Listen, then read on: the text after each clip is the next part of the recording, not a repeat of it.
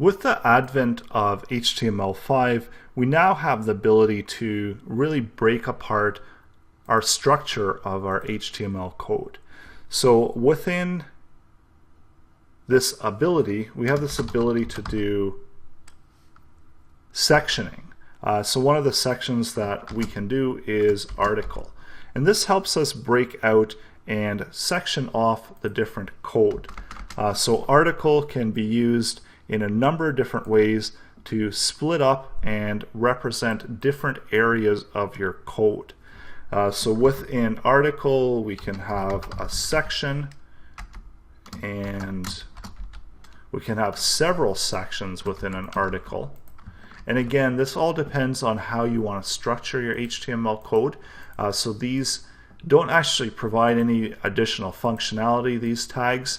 They're just more for breaking apart and having a more cleaner structure and a more readable structure within HTML.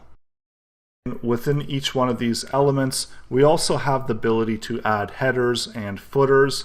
So again, we've got these new HTML headers where we can add in a header over here. And we can also do headings within the foot, and we could do footers. So we could do a footer here as well. So just at the bottom.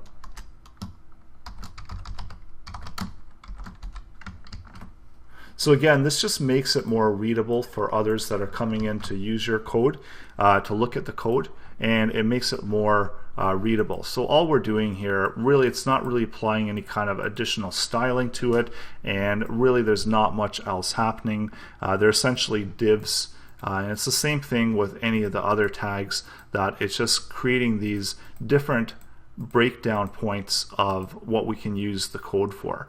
And we can see here that this heading actually got separated out.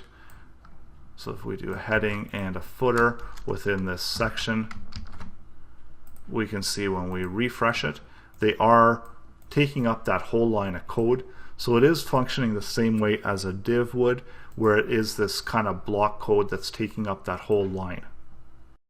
More commonly, again, you might see this navigation. So nav, it indicates that this is our navigation bar. And again, in itself, it's not really doing a whole lot, but it is helping us structure out and be able to better understand what each one of these sections or areas or code blocks is meant for.